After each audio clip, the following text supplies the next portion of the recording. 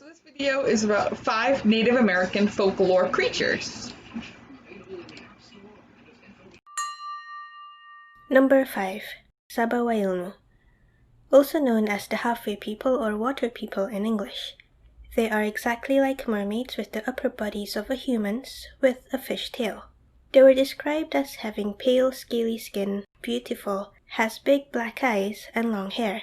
They mostly just mind their own business, singing and having a merry time without a care in the world, or a kind-hearted creature that helps humans. They have some power over water and could create waves when needed. Like most mermaid stories around the world, or should I say most stories of beautiful female creatures around the world, men would likely want to be with them and, you know what I mean, have kids with them. Some used force, some love was mutual, while some was unrequited. For me, the first one especially is quite heartbreaking. Number 4. Skinwalkers. From the Navajo legend, they are almost the same as wizards and witches like in Harry Potter, but the Skinwalkers are specifically evil and of course carries no wands.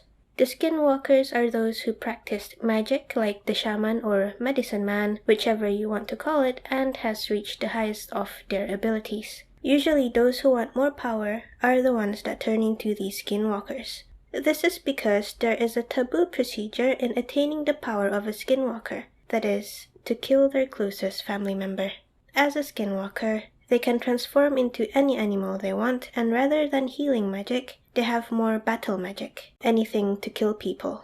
It's also said the transformation to a Skinwalker was once only used during desperate times to protect the tribe against enemies because of the sacrificial taboo.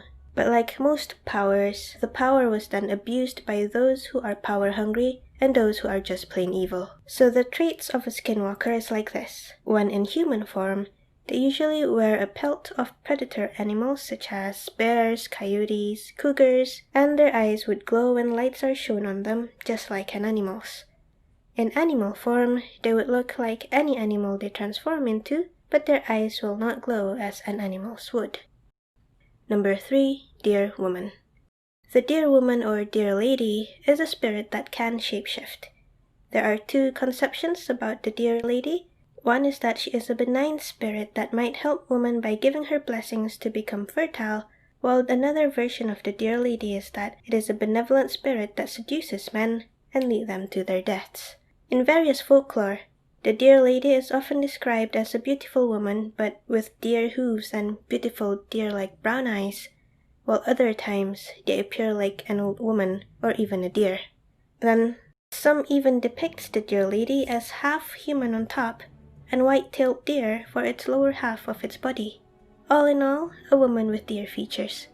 There is a story in Oklahoma where the Deer Woman would trample people to death under her hooves.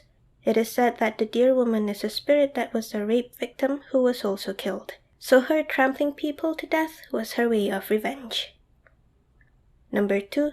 Mishipishu, also known as the underwater panther. This creature always lived near water such as creeks, rivers, or lakes. They would lie in wait like a cat waiting for their prey in a distance and would pounce at them while dragging them toward the body of water just to drown them. The description of the creature varies from tribes to tribes, with some saying it's the size of a mountain lion, while some say they are truly humongous.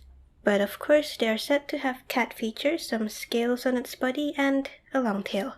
Other than dragging people to drown, the panther is said to be quite magical, being able to control storms and water flows at their will. So while it's mostly malicious, if you get on their good side, it is said that it will protect and help those in its domain.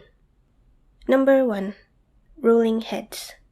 These are man-eating monsters. They appear to be heads rolling on the ground and sometimes can even fly, but really mostly just rolling on the ground and maybe even bouncing on the ground. They are said to either be a victim of a violent murder which rose from the dead in seeking of revenge, or they become these rolling heads when cannibalism is involved, either their own flesh that's being eaten or others. There's a few stories of the rolling heads, and one of them goes like this. Long ago, in a village near a river, there was a young girl who had just reached puberty, so her parents were planning to have a puberty dance, which is a coming-of-age ceremony for girls. Anyways, the father of the child was the chief of the village and asked the villager's woman to go and strip some bark off the maple tree to make a maple bark apron. "But don't take my daughter with you," he said. "Go secretly," he said. So the next morning, they went out really early without telling the girl, but the girl woke up early as well and actually followed them secretly from behind. Seeing the others stripping the bark, she followed suit. The others were surprised that she was there, but she was already there, so might as well just leave her be. This is when she accidentally pricked her little finger and the blood just won't stop. Worried that the chief might be angry, everyone ran back to the village to get help. The chief saw what happened and became tense. She was then asked to stay at home until the bleeding stops, because it's just a prick on her little finger. Or is it just a prick on her little finger?